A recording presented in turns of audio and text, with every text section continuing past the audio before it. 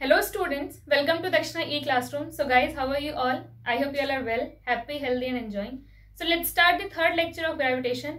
In the last lecture हम लोगों ने यूनिवर्सल लॉ ऑफ ग्रेविटेशन के बारे में बात की थी. उसका जो फॉर्मूला है वो कैसे आया, F is equal to G m1 m2 by R square, जहाँ पे g क्या है, g is the 6.673 into 10 to the power minus 11 उसकी वैल्यू है. And units definitely you can calculate from the force equation, right. तो हमने ये देखा कि जो फोर्स है it depends on both the mass of both the objects and it depends on the distance between the objects, right. So हमारे पास जो expression आया था फोर्स का, that is force F is equal to G m1 m2 by r square, correct. अब इससे हम लोग effect पढ़ने वाले हैं. बेसिकली जो अर्थ पे हम लोग महसूस करते हैं एवरीडे लाइफ में, उसको हम पढ़ेंगे with the name of free fall या फिर motion under gravity. Motion under gravity या फिर आप लिख सकते हो ग्रेविटेशनल फोर्स. ये ग्रेविटी क्या है आप अभी समझ जाएंगे. ग्रेविटी मतलब दी ये जो इफेक्ट है, gravitational force is basically called as gravity. तो ये फ्री फॉल या फिर मोशन अंडर ग्रेविटी. तो अगर किसी भी ऑब्जेक्ट पे, कोई भी ऑब्जेक्ट अगर अर्थ पे है तो उस पे एक हमेशा एक ग्रेविटेशनल फोर्स लग रहा है. And if force is there it means we can calculate the acceleration of that particular object. तो किसी भी ऑब्जेक्ट को अगर हम ऊपर फेंकते हैं, किसी ऑब्जेक्ट को अगर ऊपर फेंकते हैं या फिर ऊपर से रिलीज करते हैं, जस्ट इमेजिन कि आपने अपने घर के फर्स्ट फ्लोर से किसी ऑब्जेक्ट को रिलीज किया तो इट विल मूव डाउनवर्ड, ठीक है. कोई भी बॉल है, बॉल जब ऊपर से आती है तो धीरे धीरे उसकी स्पीड बढ़ती जाती है और इसलिए to avoid the damage to our hand हम क्या करते हैं, उस बॉल को धीरे से ऐसे लेने की कोशिश करते हैं. और जितने ऊपर से बॉल आएगी उतनी ज्यादा स्पीड से आएगी, उतनी ज्यादा हमें चोट लग सकती है और ये चीज हम फील करते हैं, ठीक है. तो कोई भी ऑब्जेक्ट जिसको हम ऊपर से फेंक रहे हैं, तो जितने ज्यादा ऊपर से फेंकोगे नीचे आएगा तो उतनी ज्यादा स्पीड होगी. बट आपने कभी सोचा है क्या कि अगर हम लोग कोई दो ऑब्जेक्ट अलग अलग मासेस के हैं, लेट्स से एक 1 kg का है, एक 10 kg का है. If we release two objects from the same height, अगर सेम हाइट से उनको हम रिलीज करते हैं तो वो दोनों सेम टाइम पे अर्थ सरफेस को टच करेंगे या अलग अलग टाइम पे करेंगे. तो ये आपको सोचना है. ये आप अभी कोशिश करो, एक गेस लगाओ कि क्या हो सकता है, कि ज्यादा मास वाला जल्दी आएगा, कम मास वाला जल्दी आएगा, या दोनों सेम टाइम पे आएंगे. What will be the effect. तो इसके बारे में थोड़ा सोचो. बट ये जो जिस भी एक्सेलरेशन से या जो भी वेलोसिटी वो गेन करके आएगा, that we can calculate from the force of gravitation. क्योंकि कोई भी ऑब्जेक्ट नीचे क्यों आ रहा है, because of the force of gravitation. उस पर ग्रेविटेशनल फोर्स लग रहा है इसलिए वो नीचे आ रहा है. तो अगर फोर्स लग रहा है तो we can calculate the acceleration, right. और अगर एक्सेलरेशन है हमारे पास तो हमने फर्स्ट चैप्टर में पढ़ा है कि अगर एक्सेलरेशन है तो we can find out change in velocity, अगर वेलोसिटी है तो we can find out displacement etcetera, right. तो अब यहाँ पे हम लोग यही फाइंड आउट करने वाले हैं कि what is the value of acceleration due to gravitational force, acceleration due to gravitational force, या फिर आप सीधे एक्सेलरेशन ड्यू टू ग्रेविटी भी बोल सकते हो. Acceleration due to gravitational force या फिर ग्रेविटी, राइट. अब जैसे सेकेंड लॉ ऑफ मोशन में हमने ये पढ़ा था कि किसी भी ऑब्जेक्ट पे अगर फोर्स F लग रहा है और उसका हमें एक्सेलरेशन निकालना है तो हम क्या लिखते हैं, F is equal to ma या फिर A is equal to F by m. किसी भी ऑब्जेक्ट पे अगर F फोर्स लग रहा है तो उसका एक्सेलरेशन कैसे आएगा, force acting on that object divided by the mass of the object, right. अब कोई भी अर्थ सरफेस पे, ऑन द अर्थ सरफेस या फिर near the earth surface, near और ऑन द अर्थ सरफेस अगर कोई भी ऑब्जेक्ट है, नियर और ऑन द अर्थ सरफेस अगर कोई भी ऑब्जेक्ट है तो उस पे अगर हमें एक्सेलरेशन निकालना है, let's say its mass is m, mass of earth is capital M. तो यहाँ पे जो फोर्स लग रहा होगा ऑन दैट ऑब्जेक्ट, इस ऑब्जेक्ट पे जो फोर्स लग रहा होगा ड्यू टू अर्थ, वो क्या होगा, या फिर हम ये बोल सकते हैं force between earth and this object will be how much, F is equal to G capital M small m divided by, यहाँ पे ये है अर्थ का सेंटर, ठीक है. हम लोग डिस्टेंस कहां से कहां लेते हैं, सेंटर टू सेंटर, भले ही वो छोटा ऑब्जेक्ट हो बड़ा ऑब्जेक्ट हो, सेंटर टू सेंटर हम लेते हैं, ठीक है. तो यहाँ पे अर्थ का सेंटर और ये ऑब्जेक्ट, अब अर्थ के कंपैरिजन में ये ऑब्जेक्ट तो बहुत छोटा है और एकदम किनारे है, तो ये जो डिस्टेंस है centre to centre, this distance is what, radius of earth. ये क्या है, रेडियस ऑफ अर्थ.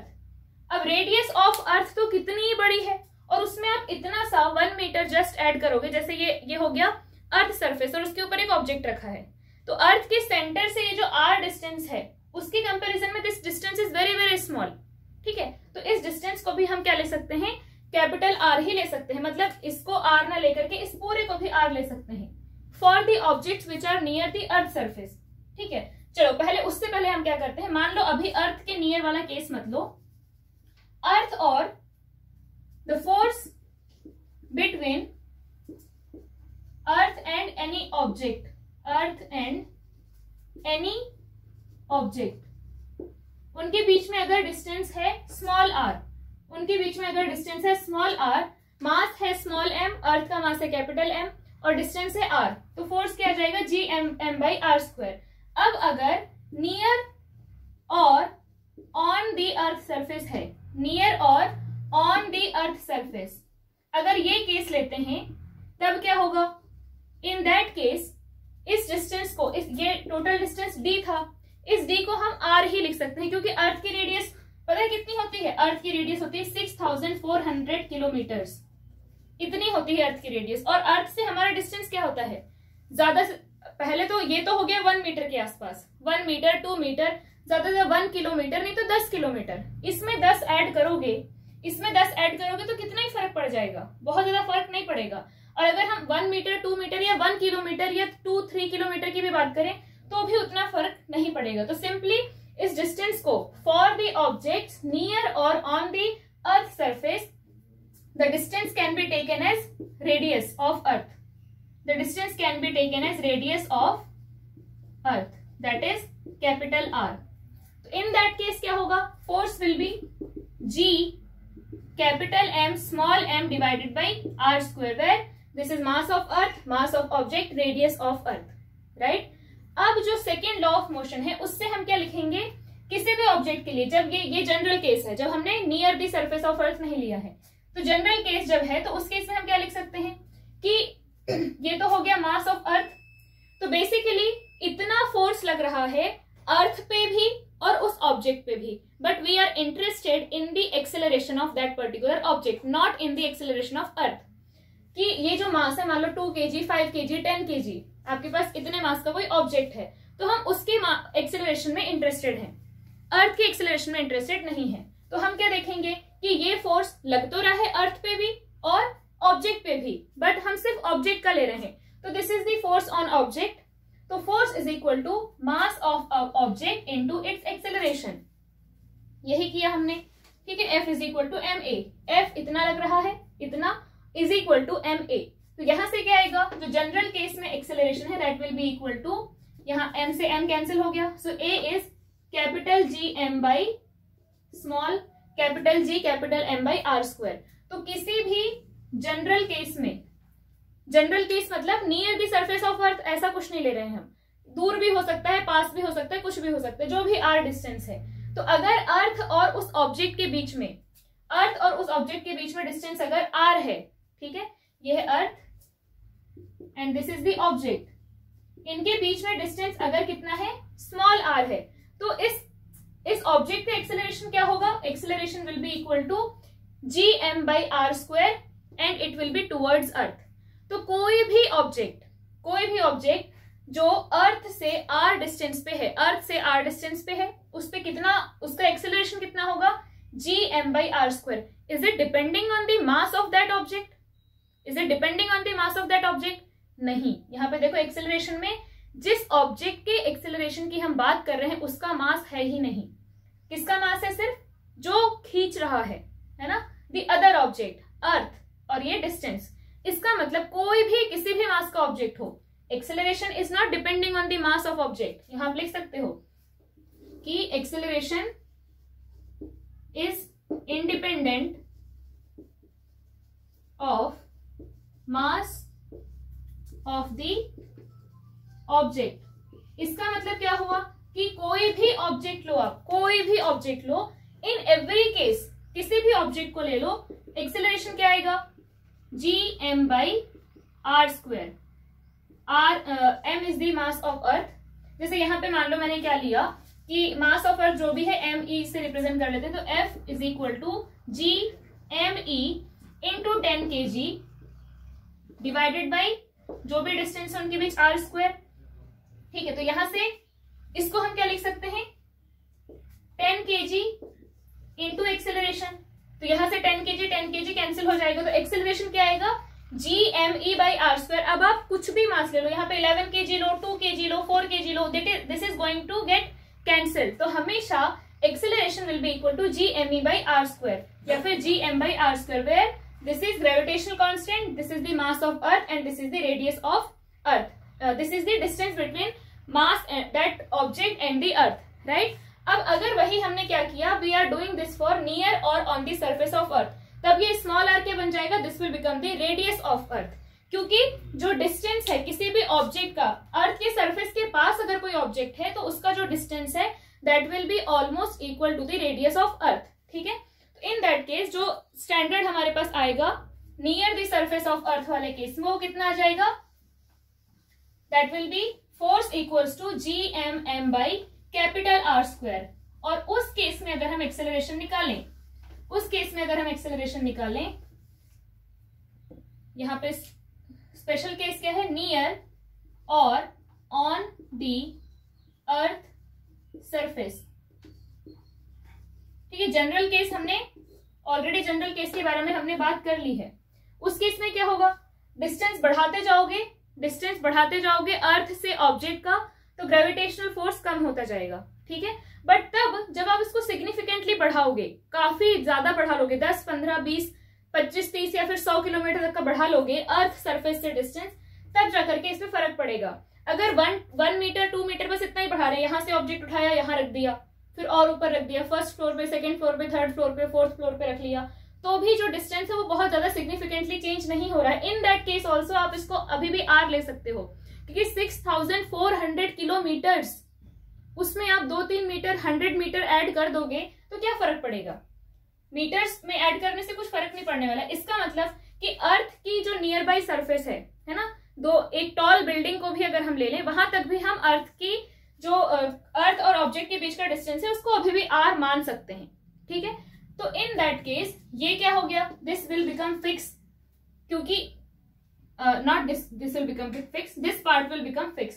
क्या, F इज इक्वल टू हो जाएगा gmm/r²। ठीक है, ये पार्ट क्या हो गया, अब कांस्टेंट हो गया नियर द सरफेस ऑफ अर्थ के लिए। अब कोई भी ऑब्जेक्ट ले लो, कोई भी रैंडम ऑब्जेक्ट ले लो ऑफ मास m, तो उसके लिए हम क्या लिखेंगे, F is equal to m into a। तो फिर a क्या आ जाएगा, a will be equal to gM/r², where g is constant, mass of earth is constant. ठीक है, capital R, radius of earth is constant, so gm/r², this complete thing is constant. तो ये क्या निकल के आएगा, कांस्टेंट किस केस में, for the object near the surface of earth, near the surface of earth. Near मतलब कि first floor, third floor, 15th floor, 16th floor, Burj Khalifa building की भी अगर आप टॉप फ्लोर पे चले जाओ तो भी हम उसको near the surface of earth ही मानेंगे। तो वहां से ग्रेविटेशनल फोर्स जो है, वहां पे भी जो ग्रेविटी, ये जो एक्सेलरेशन आएगा किसी भी ऑब्जेक्ट भी, किसी भी रैंडम ऑब्जेक्ट का है, मैंने मास कोई ऐसा तो नहीं लिया ना कि ये किसी रबर बॉल का है या फिर आयरन बॉल का है, मैंने कोई भी रैंडम ऑब्जेक्ट लिया, अगर उसका मास m है तो, and we can see that acceleration is independent of mass of object, independent of mass of object. इसका मतलब आप कोई भी ऑब्जेक्ट ले लो, this acceleration is going to be same. इसका मतलब if you take this marker, इस मार्कर को लेकर के जाते हो और एक 10 kg के आयरन बॉल को भी लेकर के जाते हो, एंड उसको आप किसी भी हाइट से फेंको, ठीक है, आप 4th फ्लोर से, 14th फ्लोर से, किसी कुतुब मीनार के टॉप पॉइंट से, वहां से भी अगर आप फेंकोगे तो दोनों के दोनों सेम एक्सेलरेशन से नीचे आएंगे। और अगर सेम एक्सेलरेशन से नीचे आएंगे तो दोनों को नीचे आने में टाइम भी सेम लगेगा। अब यहाँ पे और एक चीज हम क्या देख सकते हैं कि if this acceleration is constant near the surface of earth, अगर ये एक्सेलरेशन कांस्टेंट है, इट मींस जो मोशन के 3 इक्वेशन थे हमारे पास 3 equations of motion for constant acceleration. कौन कौन से, v is equal to u plus at, s is equal to ut plus half at square, and v square minus u square is equal to 2as। All these 3 equations we can apply for this. ठीक है, और यहाँ पे हम consider क्या कर रहे हैं, we are taking the force due to earth gravitation. अब कोई भी ऑब्जेक्ट को आप देख लो, उस पर दो ही फोर्स लग रहे होते हैं, या तो जैसे अगर पेपर को हम ड्रॉप करें, पेपर को किसी हाइट से ड्रॉप करो तो वो ऐसे ऐसे आएगा, वो थोड़ा सा लेट गिरेगा। वाई? बिकॉज उस पर एयर का रेजिस्टेंस लग रहा है। ठीक है, अब अगर हमारे पास कोई हैवी ऑब्जेक्ट है तो उस पर एयर का उतना इफेक्ट नहीं पड़ता, लेकिन अगर आप कागज ले लो, एक पॉलिथीन ले लो, उसको अगर गिराओगे तो उस पर अर्थ जो एयर का रेजिस्टेंस है वो लगेगा, वो ऊपर ऑपोजिट डायरेक्शन लगेगा। That is a different case, but वो भी बहुत ही लाइट ऑब्जेक्ट्स पे लगता है। इस मार्कर को भी अगर आप फेंकोगे तो इस पे भी अर्थ का एयर का जो रेजिस्टेंस है दैट इज नेग्लिजिबल। और ऑल दी ऑब्जेक्ट्स जिनका मतलब 250 ग्राम से थोड़ा बहुत भी अगर मास ज्यादा है तो वो लगभग सारी चीजों पे अर्थ का एयर का जो रेजिस्टेंस है उसको हम नेग्लेक्ट कर सकते हैं। इसका मतलब कि ये जो चीज है वो हर ऑब्जेक्ट के लिए कांस्टेंट हुई, और अगर हर ऑब्जेक्ट के लिए कांस्टेंट हुई it means you can use the 3 equation of motion, right. अब फ्रॉम दैट हम ये बोल सकते हैं, उससे क्या हुआ, S is equal to u t plus half a t square use हो सकता है, u t plus half a t square use हो सकता है, राइट। अब यहाँ पे मान लो किसी हाइट से, इस हाइट से आप दो ऑब्जेक्ट को फेंक रहे हो, दोनों हैं अलग अलग मास के, एक केजी का है, दूसरा 10 केजी का है, ठीक है, और दोनों को, ये है अर्थ सरफेस, दोनों इतनी h हाइट ट्रेवल करके अर्थ पे गिरने वाले, यहाँ धरती पे गिरने वाले हैं। दोनों को सेम टाइम पे यहाँ से हमने रिलीज किया मतलब दोनों को ऐसे रेस्ट से छोड़ दिया, कोई स्पीड नहीं दी, बस ऐसे छोड़ दिया। इसका मतलब इनिशियली उनकी वेलोसिटी 0 थी, और नीचे क्या लग रहा था, acceleration due to gravitational force या फिर एक्सेलरेशन ड्यू टू ग्रेविटी। अब इनिशियली उनकी वेलोसिटी तो 0 है, मतलब ये टर्म 0 हो गया, ये दोनों पे सेम लग रहा है, और दोनों को सेम हाइट ट्रेवल करना है, दोनों को अर्थ सरफेस पे आना है इस हाइट से। इसका मतलब दोनों का डिस्प्लेसमेंट अगर सेम है, यहां से यहां दोनों का डिस्प्लेसमेंट सेम है, एक्सेलरेशन सेम है, इसका मतलब टाइम भी सेम लगेगा। तो कोई भी मास का ऑब्जेक्ट हो, 10 केजी का हो, 50 केजी का हो, किसी भी मास का ऑब्जेक्ट हो, अगर सेम हाइट से अर्थ के ग्रेविटेशन में अगर वो सेम डिस्टेंस ट्रेवल करते हैं तो उनको सेम टाइम लगेगा। ऐसा नहीं है कि जिसका मास ज्यादा होगा वो जल्दी पहुंच जाएगा और जिसका मास कम होगा वो लेट पहुंचेगा। डेफिनेटली उस पर फोर्स ज्यादा लगेगा। अगर हम बात करें, ज्यादा हैवी ऑब्जेक्ट है तो फोर्स ज्यादा होगा, कम हैवी ऑब्जेक्ट है ना, लाइट ऑब्जेक्ट है तो उस पर फोर्स कम होगा, क्योंकि ये है कांस्टेंट, ये है कांस्टेंट।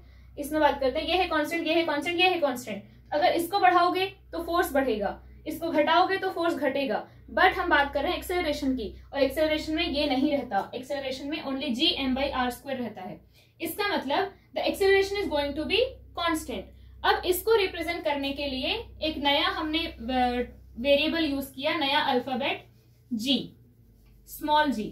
तो एक्सेलरेशन ड्यू टू ग्रेविटी जो है उसको हम a से रिप्रेजेंट नहीं करते, क्योंकि again it's a special case ना, एक स्पेशल केस है कि ये जो एक्सेलरेशन है ये ग्रेविटेशनल, अर्थ के ग्रेविटेशनल फोर्स की वजह से है।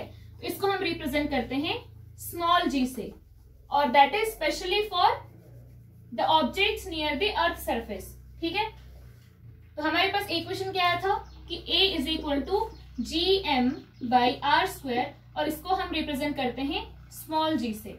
This is acceleration due to gravity, या ग्रेविटी मतलब effect of gravitational force. So this acceleration is due to gravity. Can we calculate this acceleration? कितना आएगा? तो अगर हम नियर द अर्थ सरफेस की बात करें तो हमारे पास g की वैल्यू तो ऑलरेडी नोन है, 6.673 इंटू 10⁻⁻11। क्लियर? न्यूटन, ये कितना आएगा, newton metre square by KG square, है ना।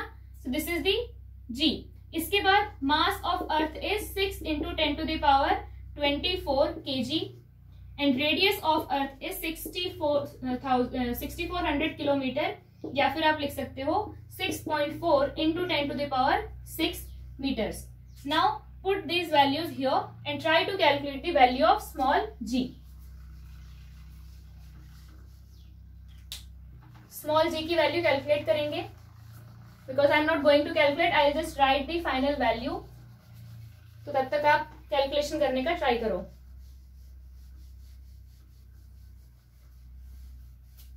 Now ये जो वैल्यू है, this value is for the objects near the earth surface, और उसके लिए हमने क्या ले लिया, जो distance between object and earth is what, the radius of अर्थ। क्योंकि हम कौन सा डिस्टेंस लेते हैं, सेंटर टू सेंटर का डिस्टेंस हम लेते हैं। ठीक है, तो यहाँ पे अगर आप इसको कैलकुलेट करते हो तो ये जो g की वैल्यू है, g मतलब this acceleration gm/r² that is 6.67 into 10 to the power -11 into m 6 into 10 to the power 24 divided by 6.4 into 10 to the power 6 whole square, ये वैल्यू निकल के आएगी 9.8 मीटर पर सेकेंड स्क्वायर। कितना? 9.8 metre per second square. सो अर्थ के gravity में, अर्थ के gravitational force में जो भी ऑब्जेक्ट का एक्सेलरेशन आता है that is g and it is equal to 9.8 metre per second square. ये वैल्यू भी आपको याद रखना है और ये आपको याद हो जाएगी। Now this is a constant acceleration. कैसा है ये? Constant acceleration. जो भी ऑब्जेक्ट अर्थ की सरफेस के पास है उन पे ये कांस्टेंट एक्सेलरेशन लग रहा है which is equal to 9.8 metre per second square. और अगर ऐसी बात है तो फिर हम लोग all the equations v is equal to u plus at, s is equal to ut plus half at square and v square minus u square is equal to 2as बिल्कुल लगा सकते हैं, जहां पे हमें a की जगह क्या रखना पड़ेगा? g रखना पड़ेगा। ठीक है, और ये मोशन कैसा होगा? ये मोशन होगा इस तरीके से, वर्टिकल मोशन। इस डायरेक्शन में तो g नहीं लग रहा है ना, ऐसे डायरेक्शन में तो जी नहीं लग रहा है, जी लग रहा है ऐसे डायरेक्शन में। अर्थ अपनी तरफ खींच रहा है, मतलब ऐसे ही नहीं, ओनली इन दिस डायरेक्शन। तो जी हमेशा कैसा लगता है? जी इज ऑलवेज डाउनवर्ड। हमेशा अर्थ अपनी तरफ खींचेगी, अर्थ कभी भी रिपेल नहीं करेगी ना ऑब्जेक्ट को, तो जी इज ऑलवेज डाउनवर्ड। अब डिपेंडिंग ऑन कि आपने कैसा कन्वेंशन लिया है, कभी कभी आप ऊपर पॉजिटिव नीचे नेगेटिव, कभी आप ऊपर नेगेटिव नीचे पॉजिटिव ले सकते हैं। तो जब आप ऊपर पॉजिटिव, ऊपर कोई भी चीज अगर ऊपर होगी उसको पॉजिटिव, नीचे होगी उसको नेगेटिव, अगर ऐसा ले रहे हैं तो in that case g will be negative, क्योंकि जी तो नीचे ही लग रहा है। अगर नीचे पॉजिटिव ऊपर नीचे पॉजिटिव ऊपर नेगेटिव लिया, अगेन जी इज डाउनवर्ड, तो इस केस में जी विल बी पॉजिटिव, है ना।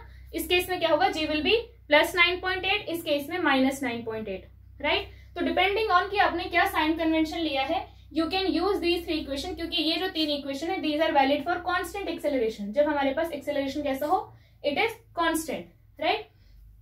तो ये इस प्रोसेस के अंदर जो मोशन होता है, इस प्रोसेस के अकॉर्डिंग जो मोशन होता है, इसको हम बोलते हैं मोशन अंडर ग्रेविटी या फिर फ्री फॉल, है ना।